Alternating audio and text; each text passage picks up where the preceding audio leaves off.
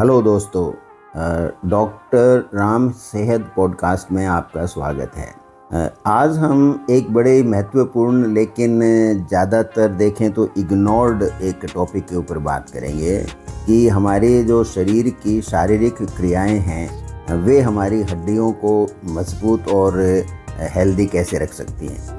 बहुत सारे लोग सोचते हैं कि हड्डियां बिल्कुल एक सख्त और जीवन विहीन स्ट्रक्चर हैं जो कि हमारी बॉडी को बांधे रखती हैं, लेकिन वास्तविकता इससे परे है। हमारी हड्डियां जीवित टिश्यूज हैं और वो अपने आप को हमारी पूरी उम्र में अपने आप को रीमॉडल करती रहती हैं, यानी वो परिवर्तित होती रहती हैं, अपने आप को वो बदलती रहती हैं। पुरानी जो आपकी हड्डियों की कोशिकाएं हैं वो टूटती रहती हैं, मृत होती रहती हैं, उसकी जगह नई हड्डी और नई हड्डियों की जो कोशिकाएं हैं वो बनती रहती हैं। और यही कारण है कि हमारा जो स्केलेटल सिस्टम है, हमारे जो शरीर का हड्डियों का जो ढांचा है वो पूरी उम्र जो है वो मजबूत बना रहता है। लेकिन ये जो बनने और मिटने की जो क्रिया है वो उम्र की वजह से उसका कुछ अलग ही रूप हो सकता है। और उस रूप में क्या होता है कि उम्र के साथ हड्डियों का थोड़ी लॉस हो सकता है, जो बोन का जो मटेरियल है वो थोड़ा कम हो सकता है। तो हड्डियों के अंदर जो मिनरल्स कम होते हैं तो उसकी हड्डियों की ताकत कम पड़ने लगती है। उसी को ऑस्टियोपोरोसिस कहा जाता है। ये वो कंडीशन है ऑस्टियोपोरोसिस की कि वहाँ आपकी हड्डियाँ कमज़ोर हो जाती हैं, वो ऐसी हो जाती हैं कि वो टूट सकती हैं। थोड़ा सा भी प्रेशर उन पे आएगा तो वो टूट जाएंगी। इसलिए हमें वो तरीका ढूंढना पड़ेगा कि हम हमारी हड्डियों को मजबूत कैसे रखें।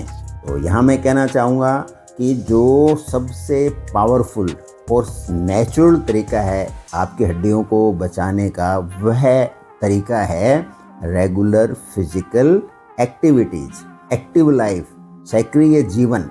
अब हड्डियां क्या होती है कि वो मैकेनिकल प्रेशर, यानी उस पर कोई भी तरह का दबाव पड़ता है हड्डियों पे, उन पे कोई उनको श्रम की जो स्थिति आती है तो उसको बहुत जल्दी वो उस पर रिएक्ट करती हैं। हम जब चलते हैं, हम थोड़े हल्के से रन करते हैं, हम कोई चीज़ उठाते हैं तो होता है कि हमारी मांसपेशियां हड्डी पर एक पुल पैदा करती हैं, एक खिंचाव पैदा करते हैं। तो जो ये खिंचाव पैदा होता है तो हमारी हड्डियों में एक विशेष तरह की कोशिकाएं बननी शुरू हो जाती हैं।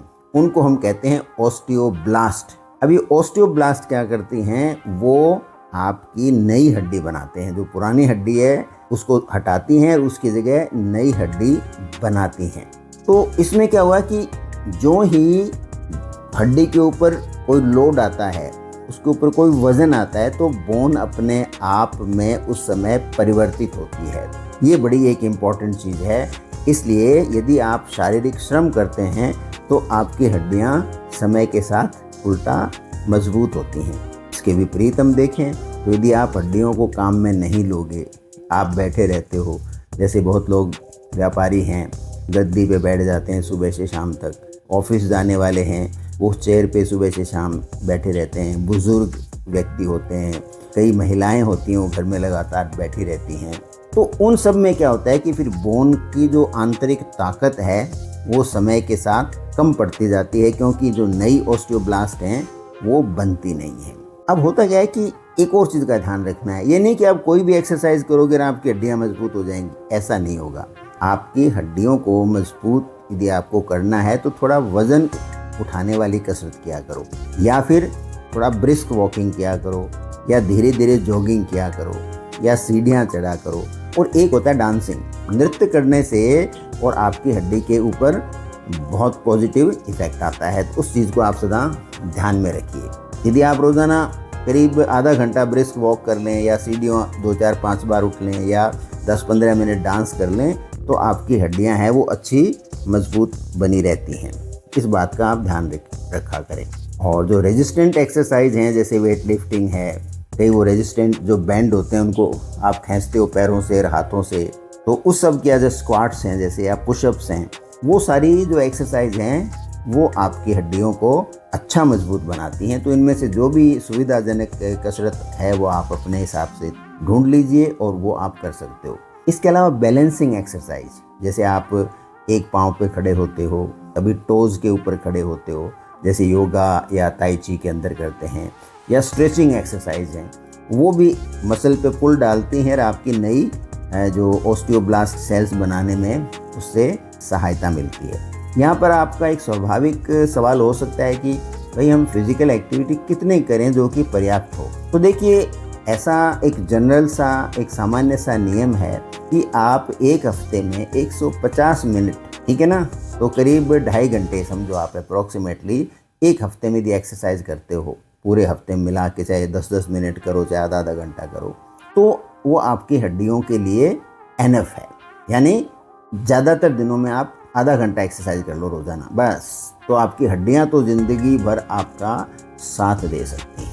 और जब आपकी जो उम्र बढ़ती है तो एक्सरसाइज की तरफ आपको और ध्यान देना चाहिए, क्योंकि यदि उस समय हड्डी के अंदर एक बार डिक्लाइन आ गया तो फिर आपकी ओल्ड एज है वो आपके लिए काफ़ी भारी पड़ सकती है। और दूसरा एक चीज़ और होती है कि उम्र का भी बड़ा प्रभाव पड़ता है। जैसे आप बचपन में या किशोरावस्था में होते हैं तो आपकी जो हड्डियाँ हैं बहुत तेज़ी से बन रही होती हैं। उस समय जैसे बच्चों को दौड़ना चाहिए, जंपिंग करना चाहिए, तरह तरह के स्पोर्ट्स खेलना चाहिए, तो उससे क्या है कि उनकी जो पीक बोन मास बनती है, उच्च स्तर तक जो बोन मास यानी हड्डियों की जो मजबूती है, हड्डियों की जो टोटल मात्रा है शरीर में, वो सबसे ज़्यादा बनती है। तो इसलिए बच्चों को खास करके जो ग्रोइंग एज है उसके अंदर अच्छी उनको एक्सरसाइज आपको करवानी चाहिए। उसमें रनिंग बहुत अच्छी एक्सरसाइज है बच्चों के लिए, साइकिलिंग बहुत अच्छी एक्सरसाइज है उस एज के लिए। तो इस बात का, जंपिंग है, डांसिंग है, तो ये बच्चों में आप प्रमोट कीजिए। और जो एज आपकी बढ़ जाती है तो फिर आपको वॉकिंग है या कोई स्क्वाट्स हैं, ताई ची है, योगा है, जो मैंने अभी बताया है, वो सब करनी चाहिए। अब बेसिक जो सेफ्टी टिप्स मैं आपको यहाँ बताना चाहूँगा तो वो ये है कि आप अपने जब भी एक्सरसाइज शुरू करें, खास करके ओल्ड एज में, तो शुरू के अंदर धीरे धीरे बढ़ाइए। आप एक साथ बहुत विगरस एक्सरसाइज प्रारंभ मत कीजिए, धीरे धीरे आपकी क्षमता बढ़ती रहे तो आप अपनी एक्सरसाइज को बढ़ाते रहो। और आपको जो जूते हैं घूमने के समय या एक्सरसाइज करने वाले जूते, वो प्रॉपर जूते आपके होने चाहिए सीनियर एज ग्रुप में। और एक्सरसाइज करने से पहले आप पर्याप्त मात्रा में पानी का सेवन करें। और यदि आपके कोई जोड़ों में इशू है या कोई और मेडिकल कंडीशन है तो पहले आप अपने डॉक्टर से सलाह लें कि आप किस तरह की एक्सरसाइज कर सकते हैं, कितनी देर कर सकते हैं और कितनी इंटेंसिव एक्सरसाइज होनी चाहिए आपके जो रोग आपके जो शरीर में उस समय मौजूद है उसके हिसाब से। ये बड़ा इम्पोर्टेंट है। और आखिर में मैं यही कहना चाहूँगा कि गति आपकी हड्डियों की सबसे बेहतर दवा है। चलना आपकी हड्डियों की इतनी बेहतर दवा है कि उस जैसी कोई दवा किसी डॉक्टर के पास उपलब्ध नहीं है। हड्डियों को मजबूत करने की दवा आपके पैरों की ताकत है। इस बात को आप अच्छी तरह से याद रखिए, चलिए और हड्डियों को मजबूत बनाइए। ये कहते हुए मैं डॉक्टर रामावतार शर्मा इस सेहत पॉडकास्ट में साइन ऑफ करता हूँ और ये कहना चाहूँगा आखिर में, एक्टिव रहिए, स्वस्थ रहिए और अपनी हड्डियों का अच्छी तरह से और उनको संभालिए, उनकी देखभाल कीजिए। Thank you.